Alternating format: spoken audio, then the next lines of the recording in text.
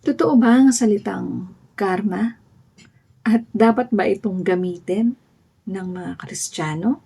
Alamin muna natin kung anong meaning ng karma. Ang karma ay isang ancient Indian concept, no, from religions like Hinduism and Buddhism, which means the consequences of one's actions. So, ibig sabihin, yun ang bunga ng isang gawa na ginawa ng isang tao. No? Ito ay isang salitang Sanskrit. No?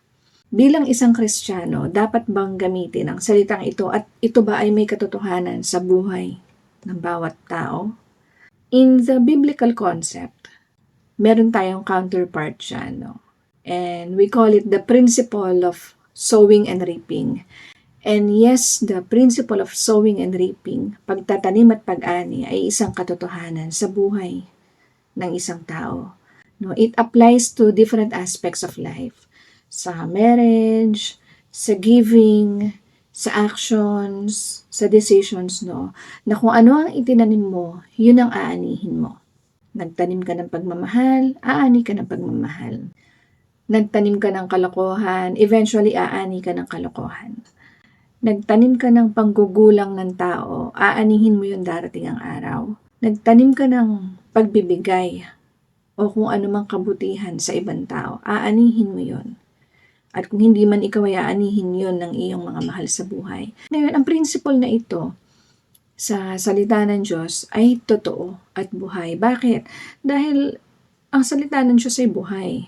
No? Dahil ang salita ay Diyos. Sabi sa John 1:1, no?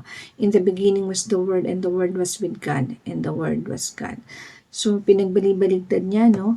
Ibig sabihin, kung ang principle na yun ay nakapaloob sa Biblia, ito ay may katotohanan sa buhay ng isang tao. Sa Corinthians, ang sabi doon, whoever sows sparingly will reap sparingly, and whoever sows generously will also reap generously. So, sabi doon, pag nagtanim ka ng may kaluwagan, no, sa pagbibigay, ganun din ang aanihin mo. So, bilang isang Kristiyano, bagamat yung principle ng karma at yung principle ng sowing and reaping ay pareho halos, no.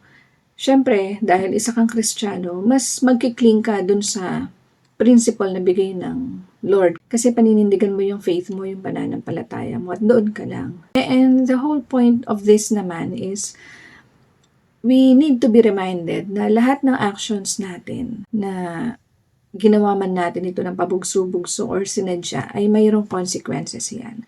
We should always have a reality check kung ano ba morally at spiritually right ba yung mga desisyon natin sa buhay and kung ano ang maaaring maging balik nito sa atin.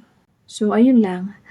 If you like my content, please hit subscribe or follow sa aking page. Ako po si El Takashi. Maraming salamat. All glory to God. God bless po.